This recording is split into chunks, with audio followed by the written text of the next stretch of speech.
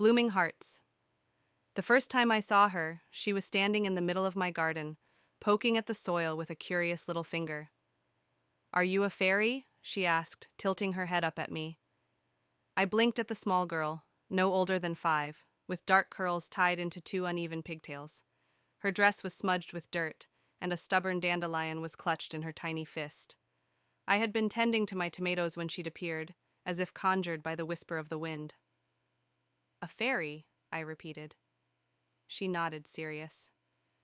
"You have a flower dress." She pointed at my sundress, a simple thing, yellow and patterned with daisies. "And you live in a garden." I couldn't help but smile.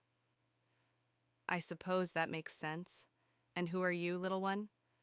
"I'm Lana," she announced proudly. "I just moved next door. My uncle is unpacking, but he said I could explore, so I came here." She spoke with the unshaken confidence of a child who saw no danger in the world.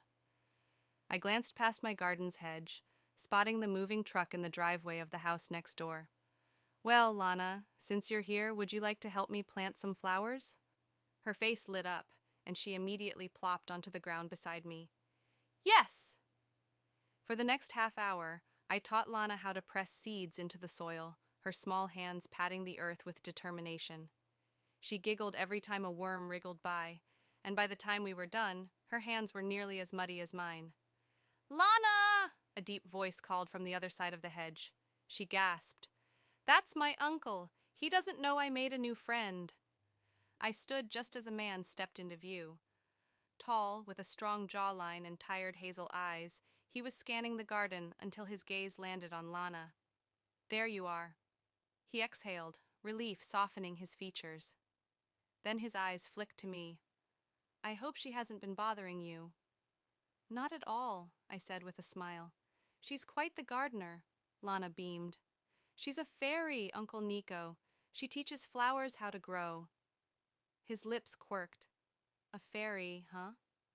I shrugged playfully.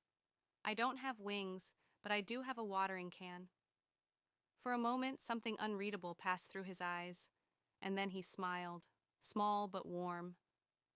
"Thank you for keeping her entertained. Moving in has been chaotic." "She's welcome any time," I found myself saying. His gaze lingered, something unspoken between us. Then, with a soft nod, he reached for Lana's hand. "Come on, little explorer." As they left, Lana waved over her shoulder. "Bye, fairy lady," I laughed, waving back. But as Nico glanced at me one last time before disappearing behind the hedge, I had the oddest feeling that maybe, just maybe, this wasn't the last time we'd meet. And I was right, because Lana came back the next day, and the day after that, and so did her uncle.